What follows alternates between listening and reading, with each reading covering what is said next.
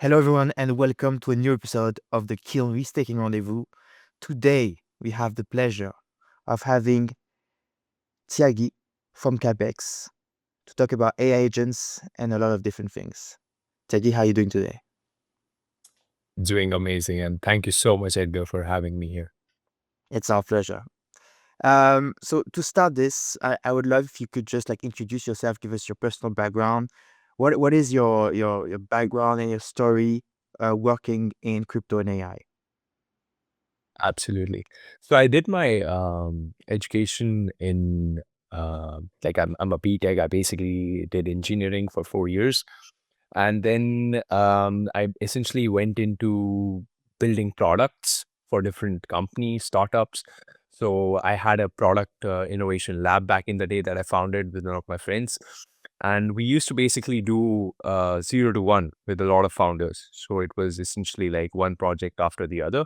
And most of these used to be mobile apps, web apps, and a lot of SaaS softwares as well that we used to basically work on. And the whole journey of essentially when we start building a product from its user journey, figuring out user flows, and then of course like even the go to market. So working with PMs and figuring out how what would be the best strategy to make it hit the market and how to get the first users and all those things. So that product innovation lab that we worked with basically gave me such a huge opportunity to basically work at the very foundation of a lot of these products.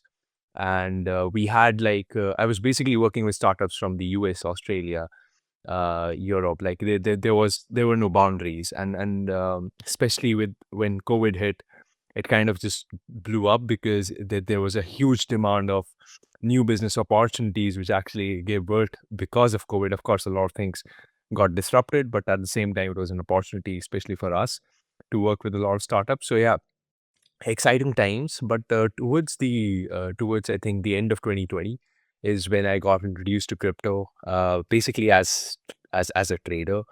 And then one of my friends, who's actually another very close friend of mine, my batchmate Hitesh, who's also the co-founder of Capx, and he has been in this space for almost 8 years now. And he randomly hits me up, and he tells me about his story, how well, like whatever he's been working on in crypto and blockchain, and just kind of red pills me into it. A couple of days later, I'm sitting with him having a coffee. He's giving me like a whole a whole TLDR of what is happening in crypto, what kind of a wild west this whole thing is, and of course the potential of this industry, and what it could basically turn out into in the next few years. And yeah, basically that's essentially how I got introduced to the space. We started working together. I moved to Bangalore with him, and then we started working together on multiple projects. And yeah, a couple of years down the line, we kicked off Capx as what you see it as of now.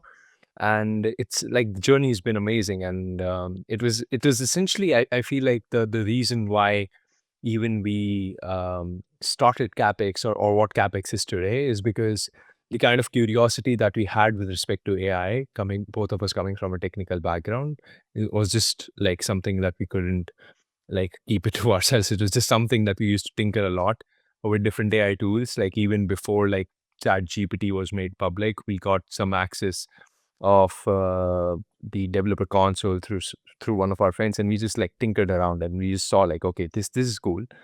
And then again, yeah, Chat GPT launched, and it was such a big of course the initial versions compared to now weren't as good, but it was still like a huge deal. And we just saw it grow, and this was very fascinating to us. And then we started looking into AI agents and stuff like before it was even a thing. I remember watching videos on YouTube of Andrew Ng talking about AI agents and agentic systems, and how they can be make the foundation model smarter if they were to interact with each other, and if they were made autonomous and all those things. So yeah, I mean, all of those things were basically something which intrigued us to enter into this direction. And yeah, there was no looking back. The last 1.5 years we've been building Capex to what it is right now. And yeah, it's been a journey. Fantastic. I'd love to also have your take on like the crypto AI intersection, like as a whole. What is like the history of this intersection? Like, what are the different players that have been building there? And specifically, like more recently in the AI agent stuff, I guess it would be interesting to understand exactly like what is an AI agent in crypto. In crypto, we've seen bots play a role since the beginning of crypto. What is exactly like the difference between? I think it's important to remind our audience of this. What is the difference between a standalone bot and an AI agent on chain? Right. Yeah, it's also funny because when I have conversations with different people, the way they perceive AI agent is very different. How SF perceives AI agent, how in Web2 is very different to how crypto perceives AI agent. But at the end of the day, AI agents, in fact, if I was to say the complete full form of this term would be autonomous AI agents, the AAA. That's basically how it came into existence, and that's what it was meant to be. And I believe that that's where we are even heading towards eventually.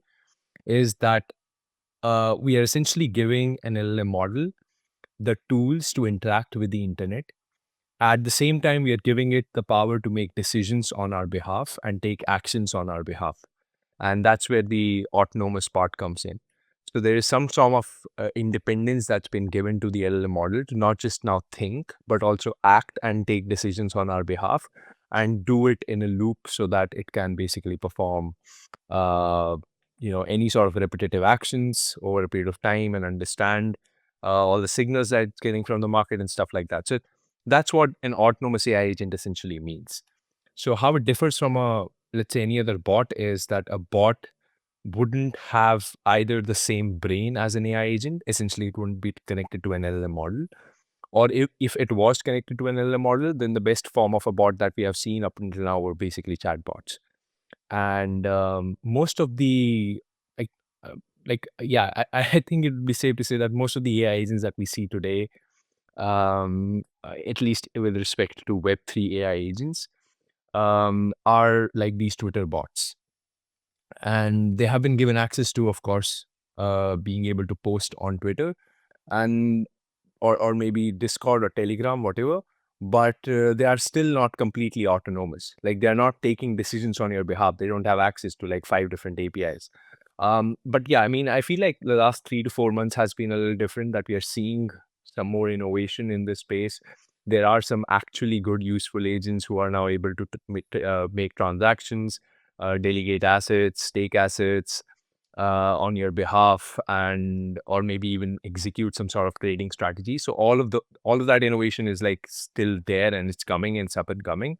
But yeah, I feel like we're still a way to go to a point where we essentially don't have to worry or look in the direction of an AI agent once a command is given. And unless all the parameters that we might have set are hit, it won't execute and it won't lose your money. So I think there are, I think, a few more months of experimentation. And it also, of course, depends on the model getting smarter as well, how you prompt engineer it and all of those things. So I think that would be the major difference between how Web3 views it and how Web2 views it. And of course, like I feel like the whole idea of it being autonomous, just it's kind of uh, it's like it's put on steroids as soon as we introduce crypto as rails.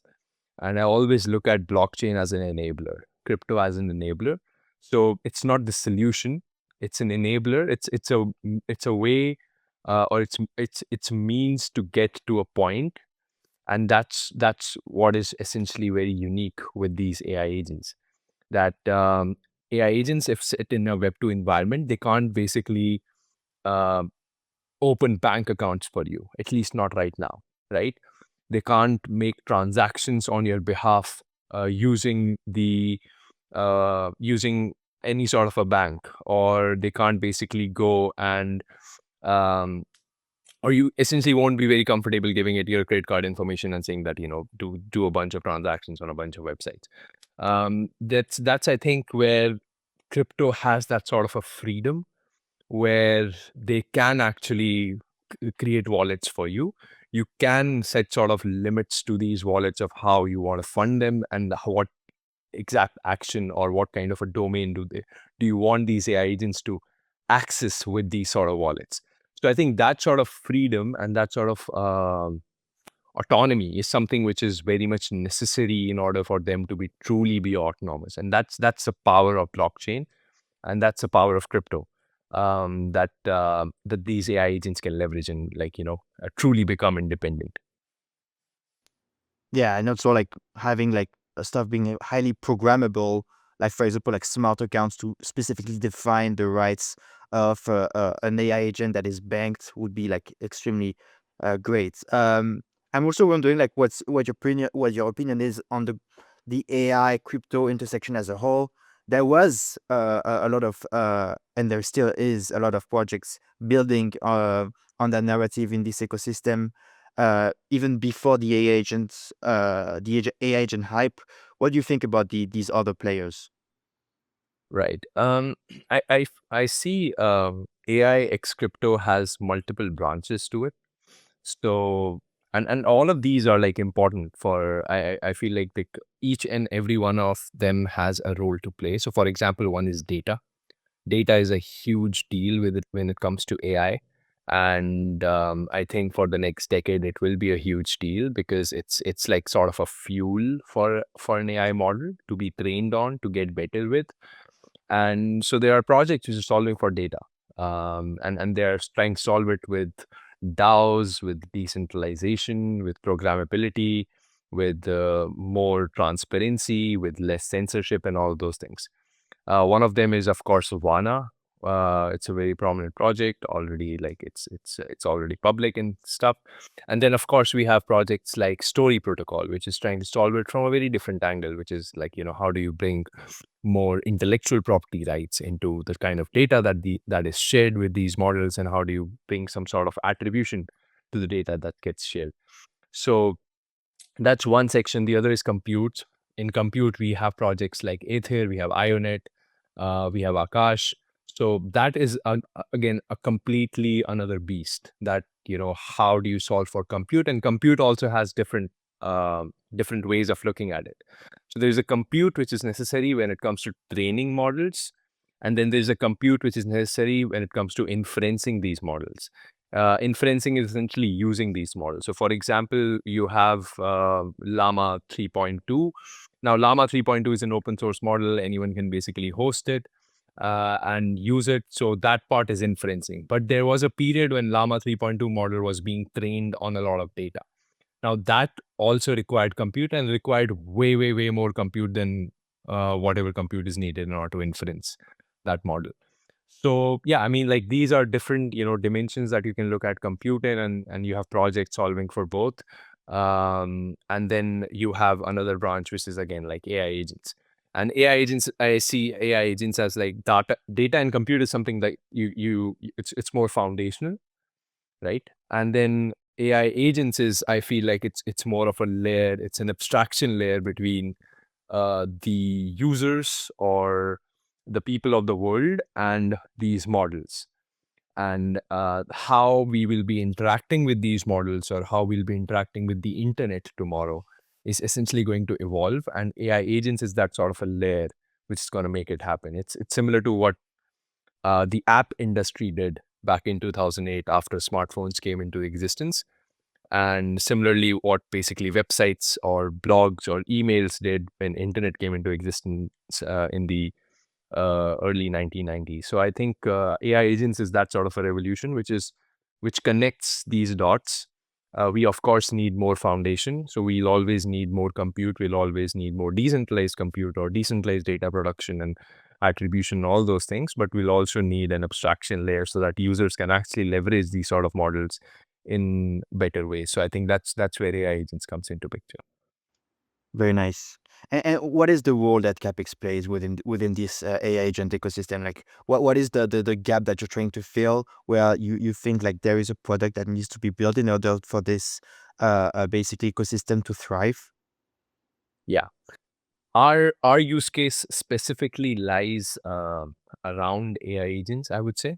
So there are multiple problems with when it comes to building AI agents or hosting AI agents or deploying them or using them. And and the capital formation around them. And we are trying to target each one of these. So the best way that I can actually explain you how we are trying to solve this is to actually break it down one by one. So I don't have to basically give you vague one-liners. We have our Capx chain, which is our own blockchain that we have built, and that is essentially an Ethereum layer 2. So we have used our back for that. We are one of their prominent orbit chains, and essentially what we are trying to do with Capx chain is that anyone who wants to tokenize their AI agents and wants to enable tradability and wants to enable some sort of distributed ownership for their AI agents, they'll be able to do it with Capx chain. So Capx chain has a singular purpose, which is to make it extremely easy for users to be able to trade these AI agents as assets, and for builders and developers to be able to tokenize these AI agents on chain. So that's, as of now, that's one of the biggest use case for Capx chain. Of course, there'll be more use cases which will be introduced over time as the project evolves, but that is something that we are kind of solving with day one of mainnet. Um, our another solution out there is called Capx Cloud. Capx Cloud is our network on Symbiotic, and what essentially Capx Cloud enables is for anyone out there to be able to host, deploy, scale their AI agent or AI app in a decentralized manner, so that they don't basically have to worry about what is happening with their code. Is their code safe? If today they have 100 users, what kind of requirement they have? If tomorrow they get 10,000 users, so will the infra be able to scale? Will it be able to get, or essentially, like, will their database will be able to scale or not? So all of those things, essentially everything around DevOps, that's something what Capx Cloud does. It essentially abstracts away that sort of a problem away from developers, builders, and that we feel is like very empowering. That's something which kind of makes the life of every developer extremely easy who's building in this space, whether you're Web2 or Web3. That once you have your code with you of what you have, of whatever your app or agent is, you just go to Capx Cloud. It'll take probably, like, I don't know, 2 minutes for you to just upload your Docker image, and you're done. And Capx Cloud essentially takes care of it completely. And I of course, like, deep dive into what Capx Cloud is, how it works, and different stakeholders in the system. But that's our Capx Cloud. That's how we are trying to solve the compute part or the DevOps part of AI agents. And then the third product, which is already live and in testnet, is our Capx Super App. And the idea behind Capx Super App is it's basically like a hub where anyone around the world is able to discover new AI agents and AI apps, just like an app store, right? At the same time, you're able to trade these AI apps and AI agents. So it's like each one of these AI apps, AI agents have their own tokens, and you can trade them, you can invest in them, you can basically become like a part owner of these AI agents, and essentially you are able to speculate on them within the app. So it's like Robinhood plus App Store sort of a thing, packed into one product. And our idea is to how do we make it extremely powerful, at the same time extremely simple, so that people with absolutely no trading experience don't feel overwhelmed, and they're just able to, like, play around with it, and they're like, oh yeah, I just invested like $100, made like $20, or maybe, like, lost like $20. But the user experience and everything was so seamless that I didn't even feel like I was on a Web3 app. It didn't feel like anything was decentralized. Everything felt like I was just using any other Web2 app. And that's how seamless we want to make the experience. That everything else, with respect to blockchain um, and crypto, just gets invisible to a point where it's seamless, and they basically don't have to worry about what blockchain they're using, or what kind of a wallet they have, and any of those things. So yeah, that's the idea with Capx Super App. Really nice. Going back to Capx chain, right now, like the most of the AI agent activity is happening on chain on Base or Solana. What do you think uh, the AI agents need, like a standalone chain specifically like for them? What benefits do they get that can basically like make up for like what they could potentially lose in terms of fragmentation and composability with other AI agent or like other ecosystem on Base or Solana? Right. I personally don't think that AI agents need to be married to any chain when it comes to their use case, right? As of now, the activity that we see on Base and Solana, it's primarily because most of the liquidity is there. Most of the traders with assets are sitting on these two chains, and that's why we see so much activity, because any sort of an agent token which gets launched on any of these chains, we see like we see like natural volumes coming in, right? And that makes sense. But do these agents have to only use Base in Solana? I don't think so. I think these agents are going to be chain agnostic. They shouldn't really even care about what chain they're on or what chain they're, uh, whatever the chain their token exists on is a different conversation altogether. That's a very strategic move of where do you want to launch the token of your AI agent. But your AI agent itself could be solving a problem on Sui, but its token could be on Solana. And that's the idea, right? I mean, like, all of these blockchains have their own use cases, and if an AI agent becomes married to a blockchain, you're essentially restricting it. Like, you're basically taking away the autonomous part of an AI agent away from it as soon as you marry it to a chain. So chain AI agents will not be chain agnostic. AI agents will basically reside across the entire blockchain network, and that's how it should be. If I wanted to perform an action on Sui and then go to Aptos and then go to Avalanche and then go to Solana and then go to Base and then Ethereum, I should be able to do it. I mean, as an agent, I shouldn't be restricted when it comes to any sort of an on-chain action, and that's how I see the future to be as well. But yes, most of the liquidity does reside on Solana and Base. And that's why a lot of these AI agent tokens are going to get launched on these two chains. But that's where our thesis essentially comes in, that any sort of an AI agent which basically which uses Capx chain will also be able to access liquidity on these chains. So we are kind of working out solutions around that as well. But the idea is that um, our solution is something which does not cater to, let's say, these 50,000 degens who are having some sort of liquidity and are trading only in sort of a Solana ecosystem or a Base ecosystem, right? But our s- our solution with our solution, we want to cater to the wider audiences, the masses, people who might have just $2 to invest, but sure, like, we'll make it extremely easy for you to come to Capx chain and do that.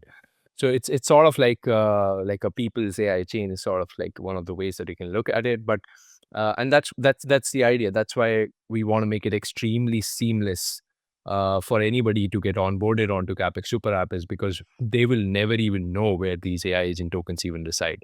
For them, they'll just be putting like their credit card in, or maybe they'll be using Apple Pay, and they'll be able to buy these agent tokens and trade them and speculate on them and do whatever they want to with them. And that's the bottom line for us with respect to Capx chain, that nobody even gets to know about that Capx chain exists. And if that happens, that will be a win for us, because maybe there are tomorrow a million people who got exposure to AI because of Capx. That's our mission. That's something that we want to achieve. Got it. I think it makes completely sense. Like at the end of the day, like users, they don't care where the AI agent is on chain, and AI agents should be like Exactly.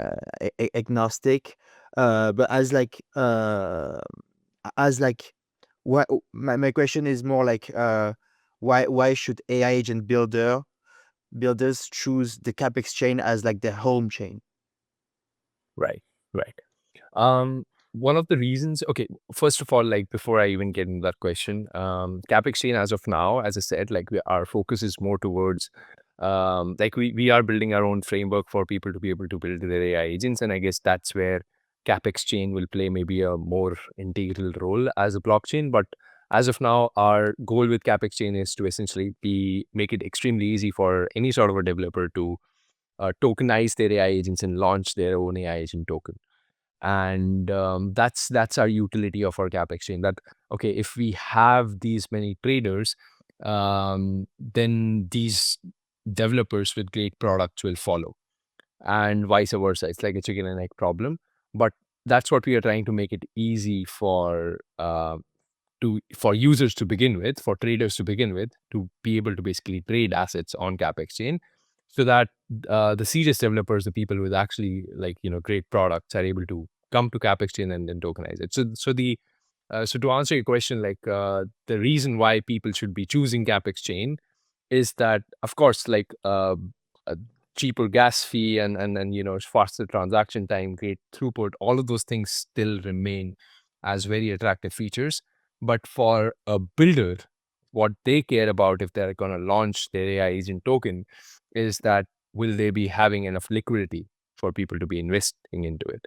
Will they be having enough volume on their agent tokens? Will they be getting like a fair valuation if they launch on our chain? So all of those things, like we are trying to solve for all of those things. We are essentially like a dedicated layer 2 for AI, and I think that's something which with which we believe we'll be able to like achieve all of these things, apart from of course, like great throughput, cheaper fees, all of those things, and tech support and providing like some sort of like great developer docs for them to be able to integrate all those things. Like I feel like those things are standard and they are very obvious to us at this point. But something which essentially we're going to solve for is that, okay, how do we make it easy for them to launch their token, get fair valuation, get the liquidity, and like get the volumes that they actually require for their agents to be a success. And our approach is also, that's why it's a little different than the key competitors in our space with respect to AI agents. Competitors like Virtuals, Top Hat, Waifu, we are a little different from all of these. And the reason why I say that is because our approach is not for people to be able to launch um, 10,000 tokens on our platform, but maybe just 10 AI agent tokens to begin with. So we kind of making it a little permissioned with our mainnet for only specific AI agents to get launched on CapX. Meaningful projects, projects with a vision, projects with a revenue model, and sooner and later we'll actually allow and make it slightly more permissionless, and eventually like anyone will be able to do it. But the idea is the very first few months it will be like a curated launch, and these will be essentially high quality revenue generating businesses who will get launched on Capx chain. And that's the alpha, like that's essentially which will drive good traders, whales, masses, everyone onto Cap Exchange and Super App, because this is where we want the next, the next AI revolution is launching a token on CapEx. That's the tagline. That's what we want to achieve essentially. That's super nice. Um, Moving on to Capx Cloud, the Symbiotic network. Could you explain a bit like exactly how it integrates to Symbiotic, how it leverages Symbiotic to decentralize like a specific task, and what value does it provide to the users? Right, right. So CapEx Cloud itself is, I would say, it's sort of an aggregation of the Web2 solutions when it comes to cloud services, as well as the Web3 solutions when it comes to cloud services. So before like I get into Capex Cloud, I'll tell you like the motivation of us actually building Capex Cloud, which was we saw this gap in the market where we saw like, okay, as of now, if I have to like launch any sort of an app, I have to choose between, okay, what kind of server I'm going to put up and, start leveraging it based on set of requirements. Let's say, for example, the kind of AI workload that I'll have, the kind of bandwidth I'll be needing, number of users, LLM usage, all those things. So there are like 4 or 5 different major factors which will decide what kind of compute I'll be needing for my app. And based on that, I'll be basically setting up a server, and I'll be like probably putting up some sort of scaling solutions if tomorrow users just go from 1,000 to 1,000,000. And that's sort of like a journey of I would say most of the indie developers, right? And we saw that, okay, currently the kind of choices that indie devs have in the market, or let's say initial state startups have in the market, is Azure, AWS, GCP.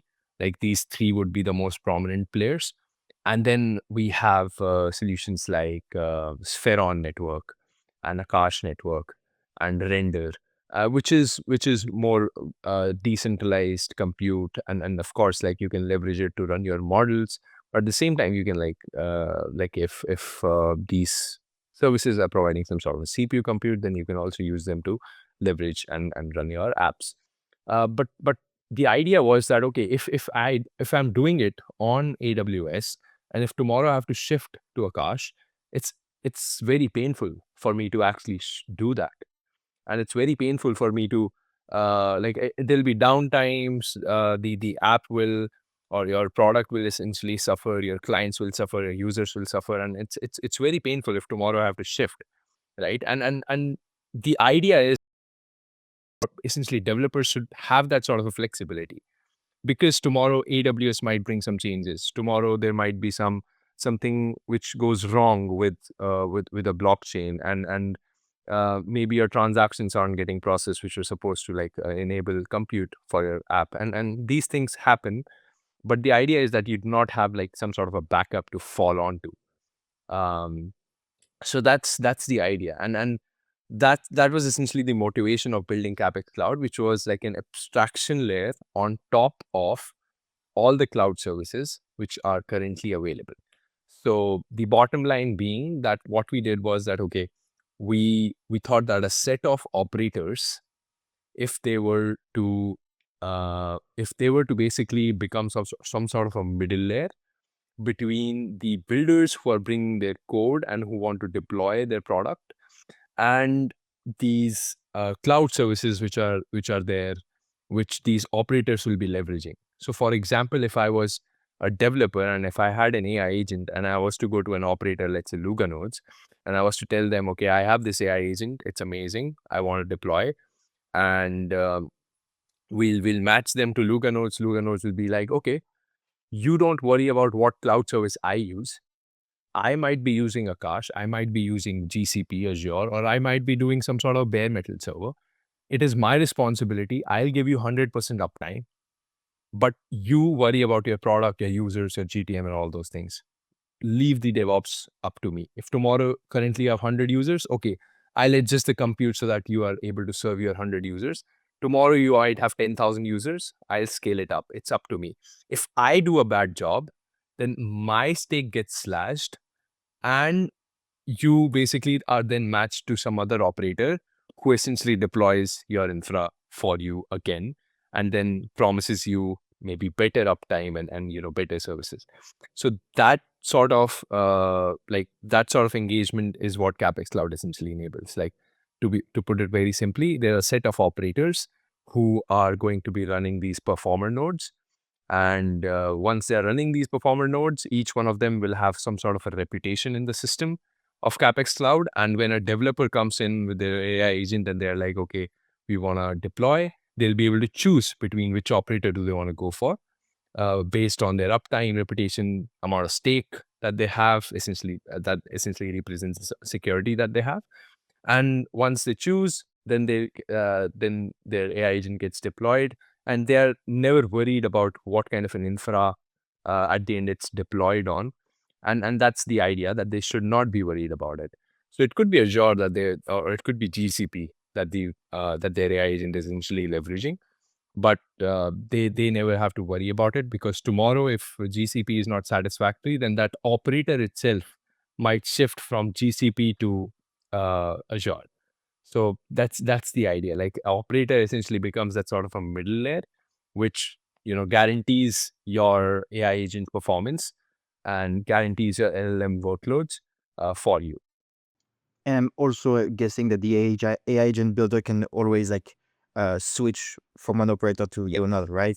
Okay, makes sense. Yes. So the operator's like operating basically as like a middle layer there. I would assume that like it also means that the I guess the operator like hardware requirements are really like not as high as they would be if they were like actually running the all of the infra supporting the agent. They are just a middle layer. Correct. So as of now, there are like multiple node structures that you can that Capex Cloud has. One of them is attester nodes. Attester nodes is something which is live right now, which the operators are leveraging. Then there is performer nodes and aggregator nodes. Now, performer nodes is something which currently Capx, it's essentially centralized. So Capx is essentially responsible for all the attester nodes. Sorry, the performer nodes. And then there's aggregator node, which is again, Capx is responsible for aggregator nodes as well. And now what happens is the performer node performs the action. The attester node attests that yes, the performed action is correct and the transaction is basically signed. And then it goes to aggregator nodes where all of these, you can say attester node transactions are basically sent to, and they do like a final transaction that, okay, this sort of batch is being sent forward to be processed. All this happens using the standard symbiotic contracts. And of course, we have we have implemented the incentive, reward, and the slashing contracts as well, which are out of the box from Symbiotic. The idea here is that the way currently that things are happening is the very first version, which is currently live, where the operators are attester nodes, but we'll also be introducing performer node as a service, which any of these operators can also choose from right now. So right now we have, like, I believe more than 30 operators. Now moving forward, the performer node, which is currently only being run by us, is something which these operator nodes will also be able to run. And the idea is that currently attester nodes has a very minimal system requirement, right? But performer nodes will have more system requirements. And as system requirements go up, incentives go up. So the idea is that we will eventually, in the next few weeks, we'll be decentralizing the performer node as well. So these operators will be running attester and performer nodes. And based on how much workload they get, their incentives will be higher. And so will the benefits to the users, because it will be like, I would say, like more decentralized system than what it is right now. Yeah, it makes a lot of sense. So right now you would say like the symbiotic Capex network is like one network, one component. Uh, as more like node types will be available for operators to run, there'll be more components. Will these basically like different tasks be like different a different Capex network on symbiotic, or will it be like part of the Capex network on symbiotic that exists today, or just like a different task? The same Capx Cloud network that exists today, but a different task. So now tasks will also have categories, like you rightly said, and there will be like different type of tasks. Like you could be running an AI agent, an AI app, or maybe an LLM model. So I mean, since like it's not our own servers that we have put up, that we are restricted by the amount of compute that we can provide. It's essentially just an abstraction of all the compute that exists in the world. So there could be like, this is a very, I would say, a very realistic use case of Capx Cloud tomorrow, where I come in and I'm like, okay, I don't need help with AI app, running my AI app or AI agent. That's something that I'm doing it on my own. But there's this open source model that I want to host, and I want to use Capx Cloud for that. And that's a very realistic possibility, that, okay, somebody comes in and they're like, and in that case, maybe the job goes to, again, let's say Luga nodes, and Luga nodes says that, okay, the kind of requirements that you have, I think the best hosting service for like, or the best cloud service for you might be Spheron. So they'll be leveraging, let's say, Spheron servers in order to like host the LLM model and stuff like that. Or they might be going to Akash or Render or whatever, right? I mean, that's the decision of Luga nodes to make in order to provide the best service. So that's the idea. It's like it's more layers, but it's more layers which are introduced in order to bring more security, more decentralization, and to minimize trust as much as possible. And that's the idea. Got it. Got it. Got it. Makes a lot of sense. Um, and then like with regards to like the restaking space as a whole, like when did you guys like basically decide to that you're going to build like a network on Symbiotic? Like you're building like you were focusing on like building uh the best ground space for AI agents. When did you like find out about like shared security and Symbiotic and say like, yes, this makes sense for us and we really need to be using this? Yeah. So to be very honest, it wasn't like an AVS or like a network that we eventually imagined it to be. Initially, the idea was that, okay, there will be like, let's say 10, 20, 100 AI agents tomorrow that will be there on Capx. What kind of services can we provide to these AI agents? We are, of course, like we have a Capx chain where they'll be tokenized, they'll have shared ownership among the traders, community members, and the developers. But what else can we provide them, right? So we of course decided to, okay, there's a builder suite that we can provide for anybody to be able to build their own AI agent in no code environment. So that was something which is again, think of it like Bolt or Replit. So that's something which is already in the works. So we were like, okay, this is something that we can provide. Now the problem with Bolt, Replit, or anything else in the world as of now, which provides some sort of a no code building solution, is that as soon as you build out whatever like your use case might be, it could be like a web app or like a website. Now you have to look at places where you can host it. Of course, they give you some sort of hosting link, like using Vercel or Netlify, but it's not a permanent solution. If you are expecting users and a database and you want to manage all of those things, you're expecting more of a dedicated hosting service and a more of a dedicated scaling service. So that's why you will see like people who are using these tools, even Bolt or Replit for that matter, they're not using them as a complete solution because they're not 100% complete solution. The DevOps part is still something that you have to take care of. And somebody who has absolutely, let's say, doesn't have any sort of an experience with respect to development, they will be stuck at that point of time, and they'll then look for solutions. Okay, I have this code base. Okay, now I have to basically, okay, I have to go to Supabase, and then I have to go to AWS, and then I have to host these, and then like, so that's why a lot of serious developers, even if they do want to use no code, they end up using something like Cursor instead of Bolt, because they're like, okay, Cursor, I might have to do a lot of things myself. It might not be 100% complete solution, but it's more of a it's more of an environment. It's more of an IDE that makes my life easier, because DevOps is anyway something that I'll have to do it myself. So Capx Cloud actually originated from that point where we were like, okay, the DevOps is something that nobody is solving. I get to build my code from all these no-code tools, but DevOps is something which, again, I have to look for solutions. So Capx Cloud came out of there that, okay, if we were to build like like a place where all of these AI agents which are going to get built tomorrow, like thousands of these, if all of these people, irrespective whether they use Capx Chain, Capx Super App, any of that, if even if they don't use it, they can still come to Capx Cloud and they can still deploy their code, and everything is basically taken care of. um, their database deployment, their scaling solution, any sort of, let's say, if they run into any sort of a problem, the operators are there to take care of these things. So it's like, it's all sort of like you're outsourcing your DevOps to someone else. And that's I would say that was the origin of Capx Cloud. And then we thought, okay, why not, like, why do we have to just do this for the agents which are within Capx ecosystem? Why don't we make it some sort of a service that anyone across the world, Web3, Web2, anyone should be able to leverage it tomorrow? And that's how Capx Cloud essentially was born.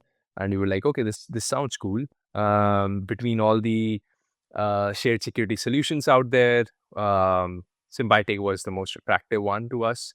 We, of course, looked into EigenLayer as well, went into the documentation, talked to the team, everything. But Symbiotic made more sense to us, and still makes more sense to us. Felix is a good old friend of Hitesh. And yeah, it went really well. We started having conversations. We actually met them during ECC a couple of times, sat down with them, understood the solution even more. And yeah, everything just kind of checked all the boxes, and we went forward with Symbiotic. Nice. Um, moving on a bit about like Capx as a whole, uh, in your different products, what would you say like is the current state of like development today, and milestones that you're planning on reaching in the coming months, what basically like what's next for Capx? What's on the roadmap? Yeah. So as of now, the next, I would say the highest priority thing for us is going to mainnet. And I would say all of our effort as of now is currently going into strategizing a successful mainnet launch. We still haven't decided a very rigid timeline around it yet. We are still kind of flexible with respect to timeline, but I would say, we are definitely getting closer to Capx chain mainnet, to Capx super app going live, all these agent tokens basically being going live, and things like that. And I would say that's basically most of our bandwidth. A couple of updates on the way before mainnet happens would be like Capx super app will get like a desktop app. Currently, it's only accessible via mobile. So the desktop app is going to be sick. It's something I'm super excited about. It looks sick. And it's going to be a very decent trading experience that we want to bring to desktops. But mobile, we're just going to keep it extremely simple for people who are, let's say, not very degen, who are like, we don't want to overwhelm the people who are new to this space, who don't know trading or crypto per se. But the desktop app is going to be like very immersive, a lot of data points and a lot of decision making that you can do, and you can play around with the web app. So yeah, that's I would say those are things that we are looking forward to. And of course, the upgrade of Capx Cloud from a tester node to performer node being decentralized in the next few weeks, and Capx Cloud getting like a developer dashboard. So those are things which will be launched in the next few weeks on the Capx Cloud front. Very, very cool. And then talking about like I guess like your KPIs once you are on mainnet and people can launch like AI agents, like what are like the KPIs that you will be tracking? Like will be like the amount of AI agents using Capx Cloud? Would it be like the size of the economic activity of these agents? How do you have a plan to, I guess, like translate this into revenue also for you and the operators and restakers? Right, right, right. I mean, of course, a part of our revenue model is the protocol fee that'll get generated from all the transactions and transaction volumes that come from people using Capx Super App. So every time somebody trades these tokens, there'll be like a minimal protocol fee. There'll be transaction fee, which will be paid in Capx tokens. So Capx chain will have its own token Capx as the gas fee, and for gas fee. And then, of course, the token launches which happen on Capx. So there'll be some sort of protocol fee there as well. Apart from this, something which is like really, really exciting for us, and I feel like that will become like a very big metric for people who will be making decisions on whether they want to, uh, let's say, speculate on this sort of an AI agent or not, is the kind of revenue the AI agent generates. And this is something which might take maybe a couple of months after mainnet for it to happen. But this will be the most exciting thing for the AI agents on Capx, that these AI agents will not just be bots, will not just be another website or like a web app. They'll be businesses who will be generating revenue. So let's say, for example, I want to speculate and I want some sort of an alpha, and I see these 10 agents. Now one agent might be doing, let's say, 1 million ARR, but there's another agent which is doing 10,000 ARR. So this revenue, for people to be able to see what kind of revenue these AI agents are generating, will become like a very key metric to whether they want to speculate on it or not, or how they want to speculate it on. But some sort of like agents which are doing, let's say, 10,000, 20,000, 50,000 ARR. Now those are some, like, you see, like, those have potential to actually hit 1 million tomorrow, right? But it's also like a bet. So you might be taking a bet on these 5 agents, but that 1 million ARR is like let's say that has found its product market fit. So once that PMF is there, then it's sort of a safe bet. So you might not get that big of a return. And if you are like investing early into these agents which are doing, let's say, less revenue, but they're still early, that's sort of like your bet which can give you, like, higher returns. So that sort of a metric and that sort of a signal which will be available on Capx app is something which will be very exciting for people and traders and like even users and community members for that matter to like look at and be excited about and then like invest into the tokens. Very, very cool. Uh, Yeah. guess like last question to close everything. Um, if we just take a step back and we zoom out, like outside of AI agents, what is like one topic that takes a lot of your time in Web3? Like, what is the thing that interests you the most? Oh wow. This is a tough one because I think life now mostly revolves around AI these days. But yeah, if I was to like step back and see, I feel like meme coins would be one. Uh, it's such a wild world, especially when the Trump thing happened.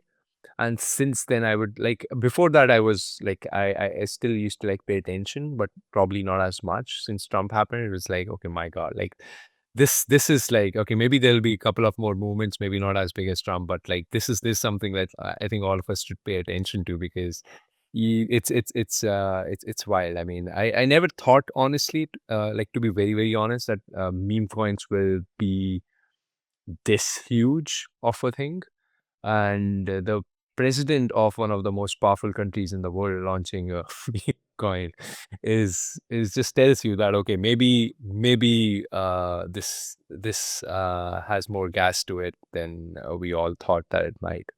So yeah, it's I think that's something which kind of takes away a bit of my time, but yeah, it's not something that I proactively do or invest in, but it's definitely interesting to see how these movements grow, how people come together, how these things blow up within a couple of hours.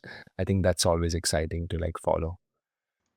Yeah, very interesting. Do you also like follow? I guess like the intersection between like AI like meme coins and AI agents. Like a lot of criticism Oh yeah. that people put on AI agent tokens right now. It's just an AI agent with like a meme coin. Yeah. Yeah.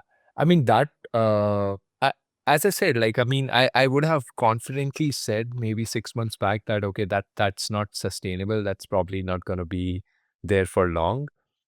But again, like after like seeing some what kind of things that meme coins are capable of doing, I feel like I mean even that is gonna stay like who knows like people just want to gamble and they want to speculate and if you know uh an AI meme coin is something that fancies their interest, then yes, 100% it's gonna be there. I'm not saying like it's gonna be it's hard to say essentially that what how big it will be, but it's definitely going to be there. It will have its cycles. I feel like yeah, maybe couple of months down the line, it will have another cycle of maybe 2 3 weeks, and then it'll die down, and then maybe it will be revived by some other sort of a movement or something that happens tomorrow, where let's say Kanye says that I want to run for president again, and then maybe another meme coin frenzy will go around.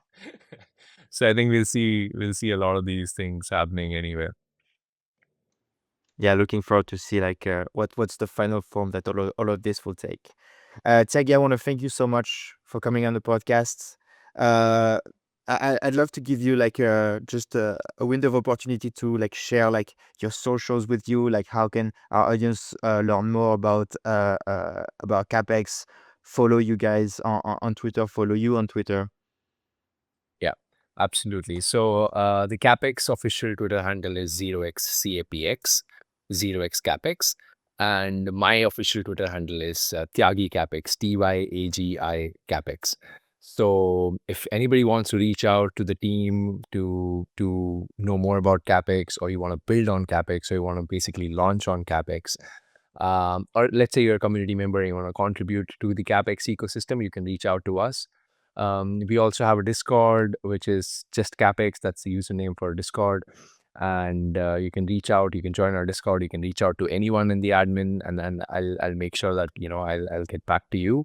And yeah, if you're building anything interesting, then definitely 100% reach out to me, because we're always looking for builders who are building something interesting in the AI space. And if there's any way that we can support you, we'll be more than happy to. Amazing. Well, Tyagi, thanks again. And to So the audience, pleasure. stay tuned for next episodes. See ya.